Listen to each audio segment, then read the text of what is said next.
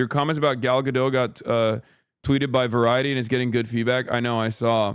So I did a Variety profile, and we're gonna get into that. Actually, we should just get into that right now.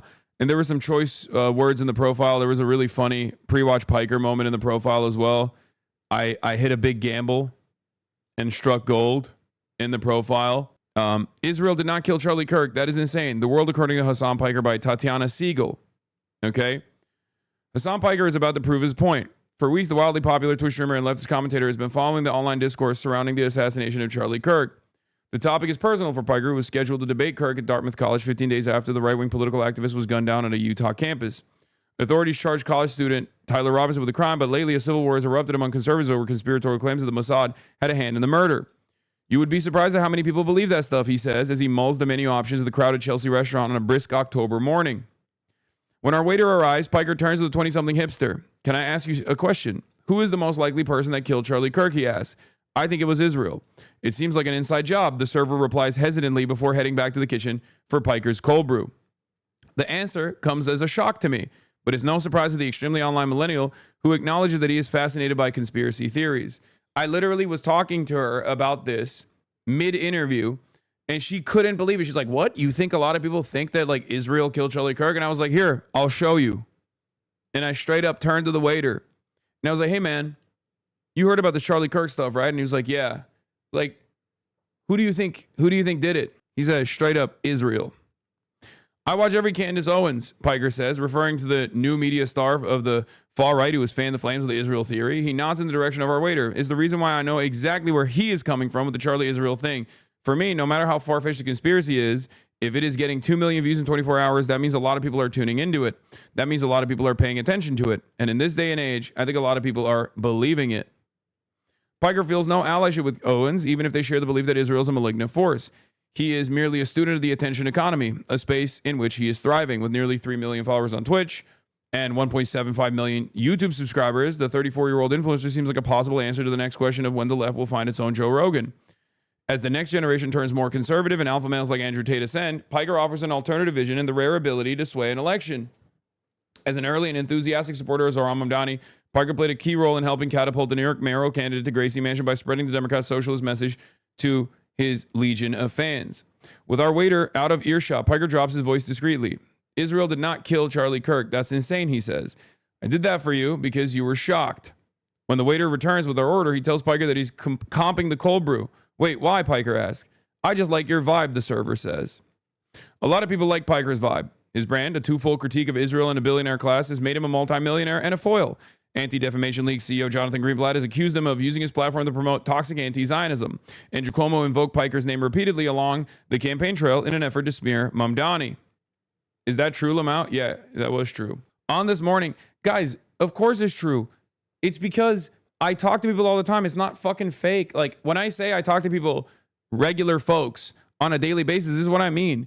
And I think many people don't do that. Many people do not do that. Many people don't just go out and talk to random people like they are regular people. Okay? That's part of the reason why I love talking to Uber drivers in general as well. That's another reason. Because regular folks got some crazy ass theories. I don't talk to Uber drivers because I'm live. I talk to Uber drivers when I'm offline as well. Anyway, on This Morning, Piker just arrived via red eye from his home in Los Angeles for an appearance at the New Yorker Festival. His inclusion in the lineup already sparked a wave of outrage. Wearing a no logo sweatshirt, sweatpants, and a Free Palestine wristband, and an Apple Watch carrying a small Gucci bag that holds his Zyn supply, Piker signals a cross between conspicuous consumption and Bernie bro. Lurking beneath a camo hat emblazoned with the word thieves is a mind that poses one of the biggest PR threats to the pro-Israel set. The Jersey-born, Istanbul-raised, Rutgers-educated provocateur has no plans to back down. People like this photo, by the way. Do you guys think this photo is cool? I was a little worried about how it was going to look. What's up with all these fanfic-style interviews with you? What are the chances of this interaction happening perfectly with this interaction? This interview is going to end with, and everyone clapped. I know it sounds unbelievable, but if you talk to enough people all the fucking time, you get a better feel for what their worldview looks like. I love that you think this person faked that interaction, by the way. Like, they have no allegiance with me. Why would they do that? You only get this level of cynicism if you straight up have been brain broken, I think, by... I mean, it speaks to the kismet of it all. It speaks to like the coincidence of it all, but it also speaks to how much you maybe pay attention to a lot of the anti-Hassan content out there, maybe, because like it's just strange for you to assume that would be unique. Like I have moments like that on stream all the fucking time. The last 2 years I've been called anti-Semitic. I abhor anti-Semitism and I've spent my entire professional media career combating it. I just happen to be anti-Israel, and that makes me a far greater threat than the likes of Nick Fuentes because they know he's a Nazi, he says, referring to yet another polarizing figure in the ongoing schism within the far right. By the way, this is before the Nick Fuentes stuff popped off on the right wing as well. So even that in and of itself is actually an interesting predicament. Even that situation was another pre-watch Piker moment, because we were talking about this stuff before the schism became apparent. Okay, this is an interview I did that I was late to, that I talked to you guys about, if you recall, because I fell asleep and I almost missed it, before the New Yorker. I don't find kinship with the right because I think there are some on the right that just use Israel as a new opportunity to cut through the noise. His voice, famous from 2,674 live streams or 18,624 hours in front of a camera since he started on Twitch in 2018, is steady and evokes the East Coast liberal arts poli-sci education he received. Maybe they see kinship with me, but I've been here for decades, he says, because this is a problem that predates October 7. That's why a lot of people in the know shortly after October 7, myself included, were like, this is horrifying, but the reason as to why this is happening is because of 75 years of apartheid at that point, the genocide that was the inception of the Israeli nation state. And most people were just so oblivious to that reality. They were like, how dare you say something so barbaric? How dare you say something instead of just sitting there silently in mourning? But there's never been a moment in my life where I ever considered Israel to be anything but a criminal enterprise. This is in fucking print, dude. This is Variety magazine. The world is changing. I need you to understand something. The world is changing so much. This is a Variety profile that isn't antagonistic on someone like myself, covering not only my worldview, my politics, but also straight up putting in print anti-Zionist statements. Hanging with Hassan Piker plays out a bit like one of his marathon streams on Twitch, a hybrid of live television and social media that allows creators to interact with his fans via chat. The hours float by as he flits from one topic to the next, a mix of politics and pop culture. He's discussed by Hollywood's treatment of pro-Palestinian voices who have lost most career opportunities, such as Scream actress Melissa Barrera, whose firing from the franchise happened, he says, at the peak of the panic. Some have been dropped by their agencies, including Susan Sarandon, love her, by UTA, or their labels like Roger Waters, he's awesome, over their Israel critiques. More recently, British punk rap duo Bob Vylan was cut by UTA for leading chants of death to the IDF during a performance in Glastonbury Festival. I don't think that's necessarily going too far, Piker says, of Bob Vylan's actions. I think the moment that you start talking about Jewish control or the Talmud is when people go too far. As a Muslim who sees so much Islamophobia, I'm very tuned into that dog whistle, like the overemphasis on Sharia. The notion that Mamdani would impose Sharia law in New York was indicative of the tenure of the final stretch of the mayoral race. They do it to Jewish people as well in a similar vein. I think that's when people go too far. From Piker's perspective, Amy Schumer should have been canceled for social media posts she made in the wake of October 7. Amy was going crazy and no punishments there. She was just straight up being like, they're all rapists, barbaric monsters, they're head choppers. We got to deal with them. Piker appears to be referencing an illustration Schumer shared and then deleted on Instagram that depicted pro-Palestinian supporters holding signs with such slogans as Gazans rape Jewish girls only in self-defense and proud of our rapist martyrs. China, you can keep him. I like that. I can't tell if this is a hater or a lover saying this because, like, I love China. That's so funny. Despite calls for his cancellation for his criticism of Israel, Piker has withstood the heat. WME didn't drop me, which I think is very interesting, he says. He was told to tone it down, but he's vague about exactly who told him. He's getting a little too hot is what I heard, he says. Did he heed that warning? No, because I'm very stubborn, and if something is wrong, I'm going to call it out. And if I can't call it out, then I can't do my job. That's my job. That's what I do. So yes, I've gotten warnings, and I'm not oblivious. Journalist Taylor Lorenz, a friend of Piker's who has covered the subject of internet harassment for 15 years, says that he is unique in the breadth of his haters, from Vice President J.D. Vance to Democratic Representative Richie Torres. Hassan is a very particular strain of politics, which is leftism that is attacked by both mainstream centrist Democrats, bad faith left-wing actors, the right wing, and just internet trolls, Lorenz says. And he's on the most dramatic platform possible, Twitch, which has the most parasocial fan base of any platform. He gets the entire internet weaponized against him. He is the only straight man I've ever seen that has been gamer-gated. Earlier this year, that's such a funny line. That's true. I'm the first male victim of like actual successful objectification. I'm the first male victim of Gamergate. Is true though. It's literally so stupid. I mean, it still doesn't impact me in the same exact way that it would others, like in the same exact way that it would women in general, and that's because obviously we do still live in a patriarchal society, right? But that hasn't stopped people from trying, if you know what I mean. Earlier this year, Mamdani's mother, director Mira Nair, signed a petition calling for the Academy to rescind his invitation to Gal Gadot to appear at the Oscars for his support for Israel's military actions against Palestinians. Given that Gadot's comments throughout the conflict have centered on releasing the hostages, I asked Piker if such a campaign was fair. I think she should be banned from the Oscars for being a dogshit actress. I think she has no business being there for the crime of what she has done, not only to the DC franchise, but really any movie she's been a part of. So that was a joke, but I feel like it doesn't read like that when you read it out loud, right? Can you tell? Because she didn't say Hassan jokes, Piker quibs, Piker jokes. I think she should be banned from the Oscars for being a dogshit actress. He says to the Wonder Woman star, all jokes aside, okay, well, I did follow with, all jokes aside, Gal Gadot serves an important role in normalizing Israel as not a fascist ethno-state, but instead a place where a lot of beautiful women come from. And those beautiful women happen to serve in the IDF, because there's also this weird sexualization of the forces as well that takes place, and it plays another role in normalizing Israel and its activities and actions and whitewashing it.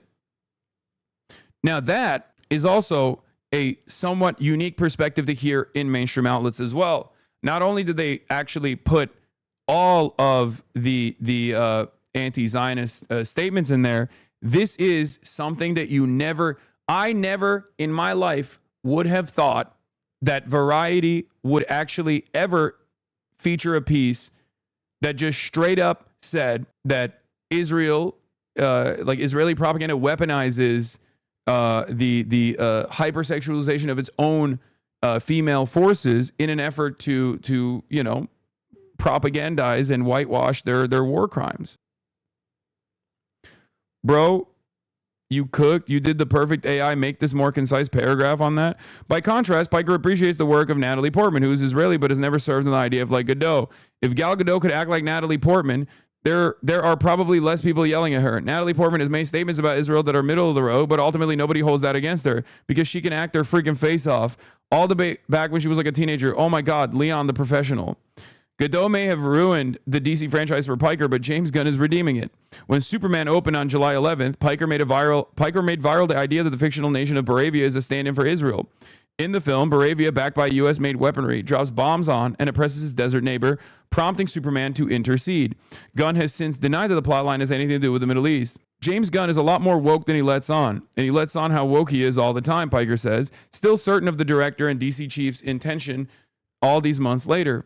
Come on, man. You made the Baravian leader look like David Ben-Gurion. He just straight up looks one-to-one like the first prime minister of Israel. We don't even care about what you say about this. We know exactly what we're looking at. To take the allegory a step further, Palantir, BlackRock, and Raytheon are Luthor Corp. Lex Luthor is cutting a direct contract with Baravia to extract natural resources and then also having a testing ground for their weapons, Piker says. I mean, that's literally what we do. Gaza is a weapons laboratory. That's how imperialism works. Apropos of something, Piker then gives a thumbs up to the actor who's suited up as the latest Man of Steel. David Cornswet, from what I understand, is Jewish and he's very cool. He's not like pro-Israel or anything like that, as far as I've seen, he notes. With that, Piker is ready to move on to cross Burbank superhero rival Marvel, but there's little for him to mind on that front. I've always been a Marvel fan growing up, but I can't stand the Marvel Cinematic Universe, he says. Piker's intensity is palpable as he chases double espresso with a 6 milligram Zyn pouch. All that's missing is the scroll of chat comments accompanying his musings. Instead of swooning fans enter the real-life frame to express their gratitude, a woman dining with her son approaches our table. No, it's impossible. He lives in LA, she says, beaming. And then I kept looking and looking. And it's him. I absolutely love your work. Being a Twitch streamer is a lot of that, he says, of his exchange with the server. I have my ear to the ground all the time. A lot of people in legacy media, traditional journalists, are so out of step with the average person around them, even in their immediate vicinity. Still, Piker allows the rich and powerful to occupy plenty space in his head. Barry Weiss, recently installed editor-in-chief of the CBS News, gets a bashing. Barry Weiss is everything that I despise about access journalism, brown-nosing to institutionally powerful people, and a major advocate for Israel as well. A person that has spent her entire career decrying woke or identity politics while simultaneously using her identity as a shield, she says. Like, I'm a lesbian woman, I can't be intolerant. And also, even using your identity as a Jewish woman to say, identity politics sucks, unless we're talking about Jewish people. Piker scoffs at the idea that CBS News was biased before Barry Weiss arrived. There's not enough pro-Israel voices in major news. Come on. That's ridiculous, he says. Yet she's been rewarded handsomely for it. $150 million for a shitty Substack that no one cares about or knows about. It's very obvious why that happened. The Redstones, the seller, and the Ellisons, the buyer, wanted to make CBS more pro-Israel. Shari Redstone was willing to hand off CBS to the Ellisons because she thought they would do a better job of making it pro-Israel. When Paramount deal was announced in August, Redstone said Ellison has a clear strategic vision and the resources to take the studio to its next stage of growth. This part almost comes across as conspiratorial, especially because it doesn't actually feature the evidence that I centered this around. I've obviously covered this issue quite a bit on my broadcast, so you guys know about it. And I did actually bring it up in the interview as well. I literally showed her the article of Shari Redstone being like, I am finally selling the 60 Minutes after the 60 Minutes saga, right? Since the deal closed, the studio has made a series of moves that bolster Piker's contention that Paramount is now more Israel-friendly. In September, it announced a petition signed by celebrities, including Emma Stone and Javier Bardem, that call for a boycott of Israeli film institutions that implicated in genocide and apartheid against Palestinians. Last month, CBS Morning's co-host Tony DeCoppel interviewed Israeli Prime Minister Benjamin Netanyahu in Tel Aviv.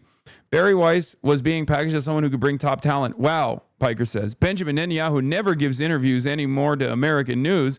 He talks to American news more than he does to Israeli news. Damn, I cooked. Perhaps it's Piker's complete lack of filter that makes him so attractive to his growing fan base. Most influencers with a red-hot career are careful not to bite the Hollywood hand that could feed them. As a result, these aspiring stars tend to punch down. Piker's willing to punch way up, all the way up to Larry Ellison, the second richest person on the planet, who backed his son David's successful bid to buy Paramount and also has a stake in TikTok. Piker's trying to explain the craven flip of the once liberal tech titan to the Republican side. When Larry Ellison first made that big donation to Marco Rubio for his presidential run in 2016, people were actually a bit confused. I think he's gay, maybe in the closet. I don't know. I hope he doesn't laser me down for speculating, he says with a laugh about the Oracle co-founder. Larry Ellison has been married to 6 women and is currently wed to Jolyn Zhu. But there are hacked emails that show Larry Ellison vetted Marco Rubio for fealty to Israel. And as Secretary of State, Rubio played a role in the TikTok talks that steered the company towards Ellison.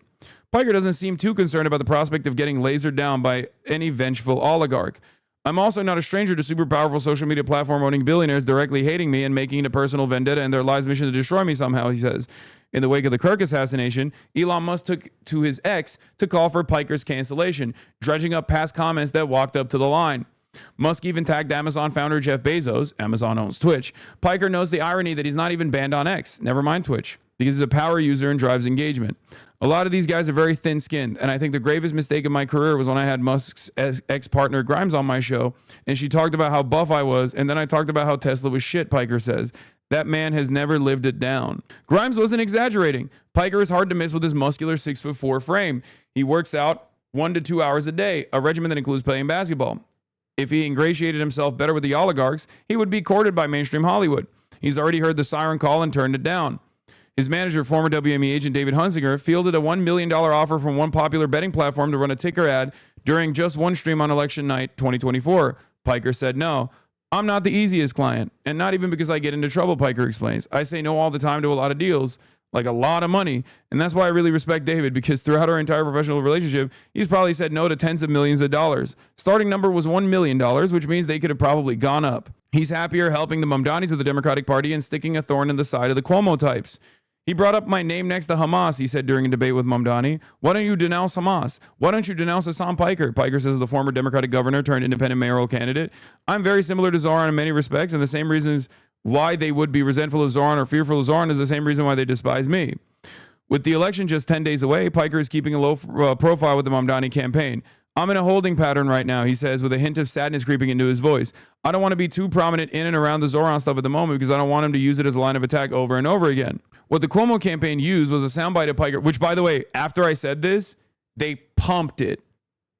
This is before they did the extra attack ads, if you remember. Like, this was before the sequence, the wave of like Hassan Piker did 9/11 and Zoran Mamdani loves 9/11 ads. I just assumed that they would do it.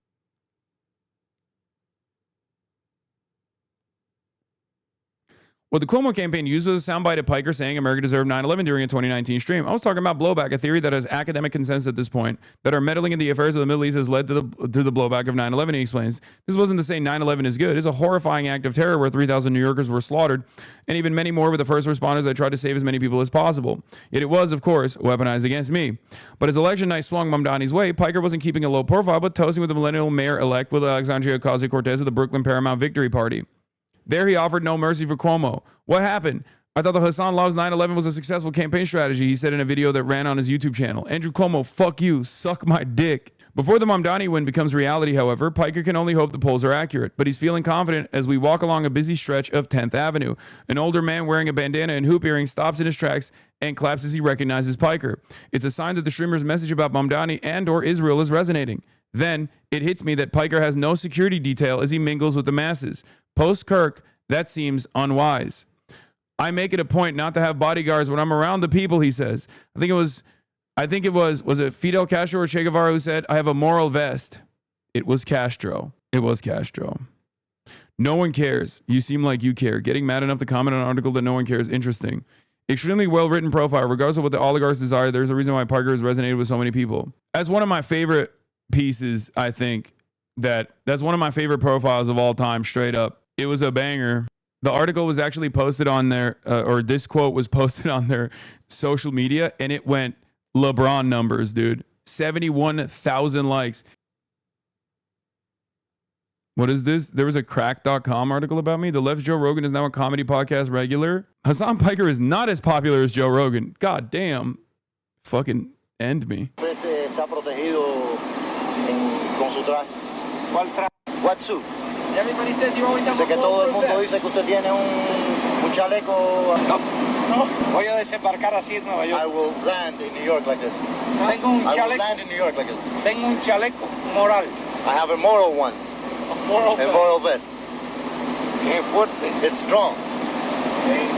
Ese me ha protegido siempre. That one has protected me always. Es uno de los más ha intentado matar, la verdad. Es como el gato. Hate to be a Bellskill, and I love the moral vest quote, but I gotta remind you, to thousands of lunatics is a moral bullseye. It is what it is. This was actually Che Guevara who said this moments before his assassination, but I am but a man. Okay? What are you gonna do? You can't live life like that. It happens. Did the writer know of you before the profile? Feels like they didn't really, which is nice for these types of profiles. Really well done. I don't know. I mean, I'm sure they did a lot of research ahead of time, right? No one writes a profile that long without doing adequate research, especially for a magazine like Variety. Yo, Variety, since when do you platform scumbags like Hassan Piker? I've been reading Variety my whole career, and never, not once, have I seen a Hollywood trade give this much shine to an anti-Jewish, anti-Semitic troll who makes a living insulting people in show business, especially women. What happened to you? Where'd your standards go? When did you become the hype machine for hate click bottom feeders in Hassan? You're a fake tough guy with a webcam and Wi-Fi, a professional bully with a ring light. Variety, do better. Stop giving megaphones to people who spit on the very industry you cover. Yeah, Michael Rappaport, by the way, a famous defender of women, Michael Rappaport. It's pretty funny that he just basically described himself, a fake tough guy with a webcam and Wi-Fi, is unironically the perfect way to describe Michael fucking Rappaport. A professional bully with a ring light, once again, also perfectly descriptive of Michael fucking Rappaport. Entertainment Weekly picked up your comment. Political commentator Hassan Piker slams Gal Gadot, calls her a dog shit actress. Yeah, I mean, it's confusing to me because, like, do people not know this? Like, do people... Are people oblivious to like how much people actually rip on Gal Gadot's acting? Like even outside of like the IDF stuff. Max Lord, you're putting yourself and everyone in grave danger. I need you to give me the stone. And enough champagne to fill the Nile. Mirror, mirror, magic mirror, who is the fairest of them all? It is our sacred duty, and I'm going to help them. Kyle, no! I think one of the funniest parts about this, and it's yet another testament to how bad Gal Gadot's acting is the fact that the actual compilation of her saying those lines is unwatchable, whereas someone actually redoing the lines in a humorous way is perfectly watchable. Okay? How is that possible?